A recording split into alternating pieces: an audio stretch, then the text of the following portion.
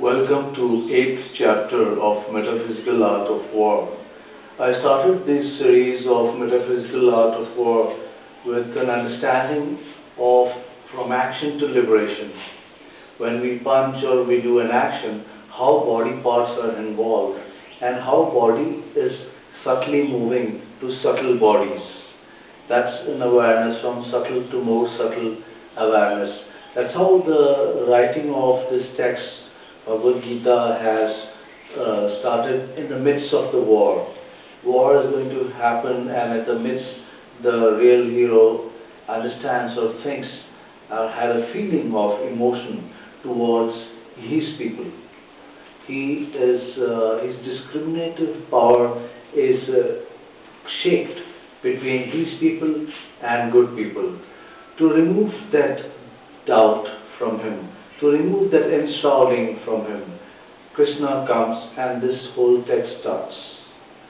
This doubts or this thought process is there inside every being, inside us also. As I've explained, when Lord Kabir says, when in higher meditation you leave the body, the five enemies, the lust, anger, greed, they come out from your body as boys. In the same way as judoka, Moss talking with his bad knee, as if knee is an entity. It's a very subtle way of understanding. That's why I've given a series of this metaphysical art of war. This is the 8th chapter. I will try to explain and make understand this philosophy for all martial artists and all human beings. Arjuna says, Kim tat brahma, kim madhyatmam, kim karma purushottama, adhibhutam cha kim proktam, adhidevam kim uchyate. He says, what is this Brahma? What is Adhyatma? What is Karma, O highest among the beings? That is the meaning of Purushottama. What is Adhibhut? What is known as Adhideva? Adhiyagya katham kovatra dehe ashmin madhusudana prayad kale cha katham geyo asi niyatatmavya. Who is Lord of sacrifice and how does he live in the body, O Madhusudana? And how you can be known at the time of death by the self-control. Sri Krishna says, Sri Krishna Vacha, Aksharam Brahma Paramam Svabhavo Adhyatma Uchyate Bhuta Bhavo Bhavakaro Visharga Karma Sangita. Nature of Akshar Brahma. The meaning of Akshar is which is beyond destruction. It is in Sanskrit in a way Ksharadi Vyaktirikta Akshara. One is beyond, one who is beyond destruction.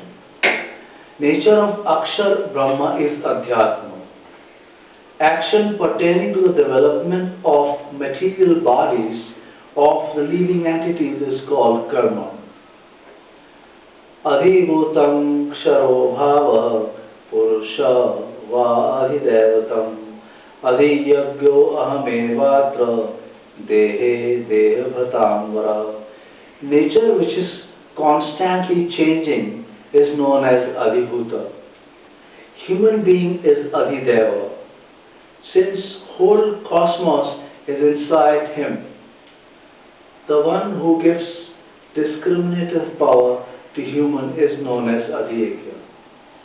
Now, what gives a discriminative power to the humans is the part of that Lord, which is inside every human being. It gives a power to come to an understanding for a human being that which is right and which is wrong. Whole Adhideva, human being is Adhideva because the whole cosmos is inside human being. Whatever you see outside, just in the nature, is there inside human being. That's why we meditate. Meditation is the only platform by which we come to an understanding about our own self. Then when you understand your own selves, like the Eastern philosopher says, know thyself. Like even Einstein, Albert Einstein was meditating because he was also reading Immanuel Kant at his time when he was in schools about the philosophy of space and time given by Immanuel Kant. That's how in his later years, although he was not good in mathematics, but he did his research work on mathematics. Because this kind of education, what we call as, is conventional accumulation. This doesn't give you an actually awareness of what is from your inside. Soul itself is totally aware. That's why he was meditating, Einstein, to understand, to come to an awareness as to what discriminative power he had, and from that to understand how space and time is moving. Like how Newton was an understanding that space is absolute, time is absolute, but Einstein came up with an idea it's relative. He has his backing with the philosopher Immanuel Kant. Because without that backing, you cannot come to that understanding. In the same way as every country moves, like the idea of Nikola Tesla was to make a government for a global country, so that the ombudsman applies universally for all beings. Like we need today a passport to travel from country to country. Actually, you're not required. In this global village, all beings are same. We are coming to the same understanding what Bhagavad Gita is saying, what Lord Krishna was saying, what Nikola Tesla had to give to the world. You don't need a passport to travel around the globe. With this new awareness, we make a government like an ombudsman. We make a government with philosophers, people who have got better understanding, so that every individual is a part of the whole. We all help in a growth.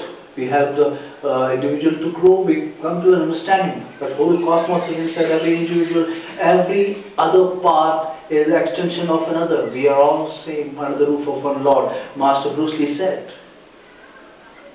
Thank you.